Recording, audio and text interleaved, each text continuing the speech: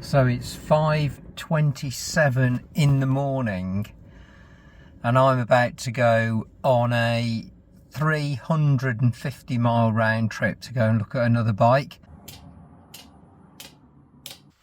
The Ducati had broken down and the dealer had come to take it away for repair.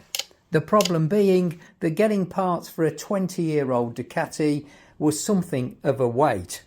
That meant that I was going to be without a bike for at least a month. So I came up with a solution. I'm about to go on a 350 mile round trip to go and look at another bike.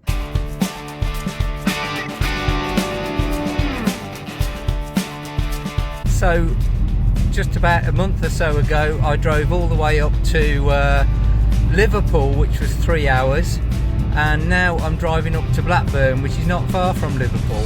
I don't know why, but it always seems that the bikes I want are like 3 hours away from where I live, but hopefully it's going to be worth it when I get there. Now this time I'm going to look at a bike that I've never had before. It's a brand I've never bought. I've had quite a few bikes in my time, but I've never had one of these. This is going to be interesting. When I saw it on the internet, I really liked it. I like the look of it, like the colour. When I arrived at the dealership, I found that the dealer was on a road with quite an interesting name.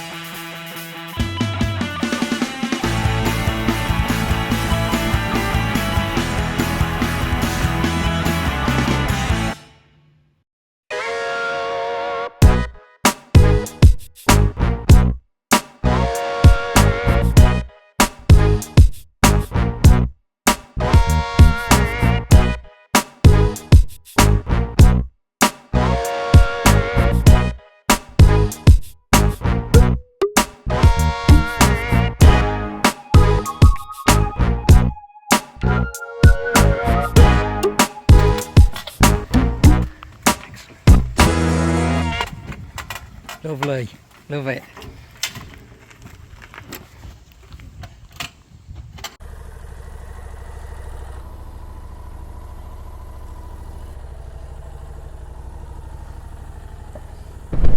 So here we are, my very first ride out ever on this Harley Davidson Street 750. Despite the fact that I bought it and I own it, I've not even ridden it. In fact, I've never even ridden a Harley Street ever before I got this bike. I saw it saw a similar one, not this particular one, in a dealership.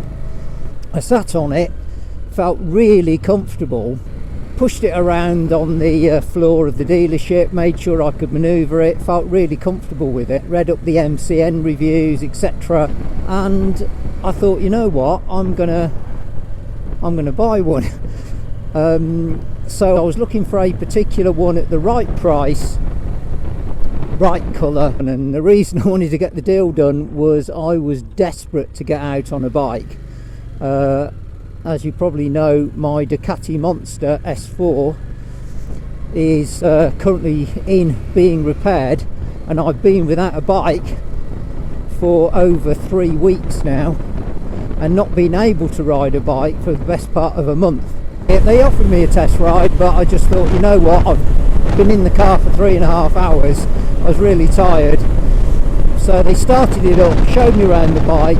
Yes, it's got a few little marks on it, it's got a slight dent in the tank, but nothing that's, you know, it's just cosmetic. My Ducati S4R, Ducati Monster, is obviously a cafe racer type bike, and my previous one to that, the Yamaha R3, was an out and out sports bike, pretty well, and this is a completely different bike, obviously being a cruiser. So we're off today.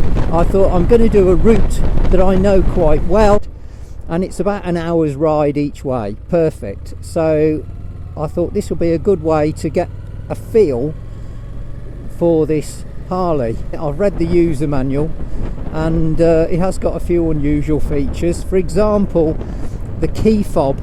All the Harleys now come with a key fob, and the key fob has to be present within 5 feet of the bike, otherwise you can't start it. The only other way, if you haven't got the key fob, is you have to put a pin number in, apparently. And I don't know what the pin number is of this bike at the moment. I was so excited about just getting out and riding it. I haven't tried looking up the pin number, so I'm going to do that when I get home. Also, it has obviously the Harley alarm system and immobiliser system, which is where it flashes its indicator lights if you try to move it without the ignition on. The other weird thing on this, it doesn't have a tank range. Now, given it's a modern bike, this is a 2020 bike, you'd think it'd have a tank range on it, but from what I can tell so far, pressing buttons, it doesn't actually have a tank fuel gauge. So apparently with the tank range part, what it does is once you get down to less than a gallon of fuel, I think it's 0.8 gallons, that's when your fuel light comes on, and it starts the odometer changes to your current mileage. It counts upwards, not downwards, and you basically, from what I can work out, you've got about 30 miles to go find a fuel stop. The wing mirrors are a bit odd. I have made some initial adjustments to them, and you can see quite well, reasonably well. You can see the traffic behind you and all that. I think it probably could benefit from some more rectangular wing mirrors, to be honest, elongated ones. On the right hand side, on the brake pedal, because of the way it's positioned and because the way your foot is sort of being pushed out by the exhaust, very, very strange trying to get your foot in the right position for that rear brake. You've almost got to twist your foot inwards to make sure that the rear brake is in contact with your foot, with the ball of your foot. One thing that I think would be really good on this bike, which it is missing, and for a modern bike again, it's quite unusual for it to be missing, I think, is a USB connector. I've got my phone, which I'm having to use as a sat-nav at the moment. Of course, you're still using up the battery power on your phone, and if you've got no USB, you can't plug it into anything, so you can't charge it. Hey, bit of open roads, great.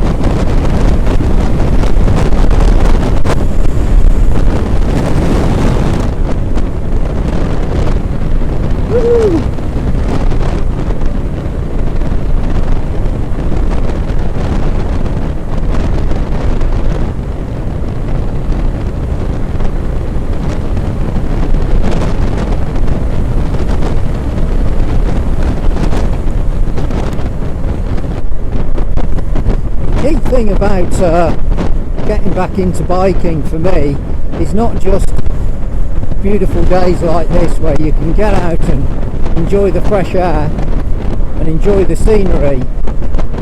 It's also the social side of it.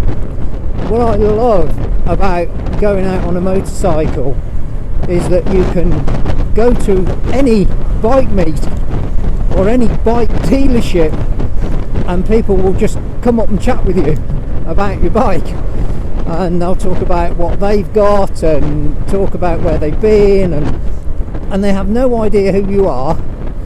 And the one thing is, you've got that immediate connection with that shared enjoyment of motorcycling. And the other thing as well is, what I find is bike dealerships, unlike car dealerships, bike dealerships are far more almost like family friendly, if that's the right way to say it. You go into a car dealership and they just want to sell you a car, you know, that is it. And I accept bike dealers want to sell you a bike, but it's the general approach they have to the customer. You know, they are different, and very often they have coffee shops, they let you walk around, they'll chat with you about what kind of bike you like, what kind of bike you ride. They're usually very often bikers themselves, and it's again far more of a club membership type feel going to a motorbike dealer as opposed to a car dealer. As you can see, this bike appears not to have a rev counter, but it does actually have one. According to the manual, the rev counter is inside the odometer, so you can basically press a button on the odometer and it turns into a rev counter. Well, quite easy to get neutral on this. No false neutrals or anything so far. Just making that mental adjustment to where the pedals are located. I'm getting there.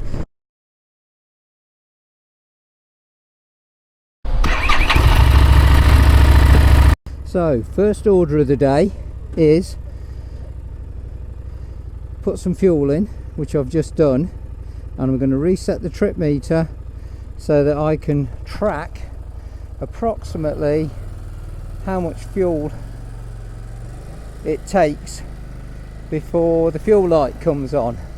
So I've topped the fuel up. Now you see that it's showing no fob, which is rather worrying. That's the second time it's done that. I'm hoping that all that means is that the battery in the fob is dying, so I need to put a new battery in the fob. Now what I did do earlier, I checked the pin number.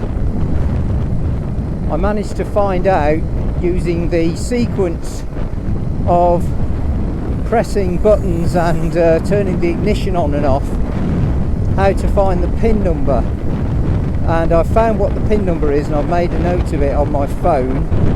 The reason that the TomTom sat nav is in what appears to be a plastic wallet, which is what it is in, is because I bought it second hand and it didn't come with the original handlebar fittings, and the cheapest way of being able to get this fitted to the handlebars was to buy this plastic waterproof shell for it, because my mobile phone battery ran out in just over an hour, and that's no good. Now this TomTom, I tested it in my car a week ago, and the battery lasts for at least 3 hours when I took it out. Certainly a few. Oh my god, look at that.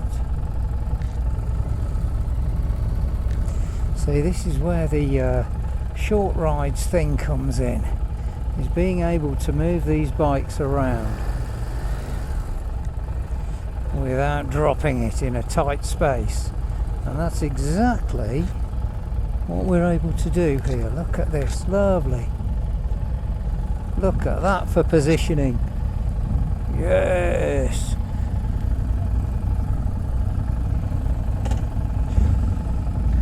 Got to get the competition exhaust on mine. That sounds so much better.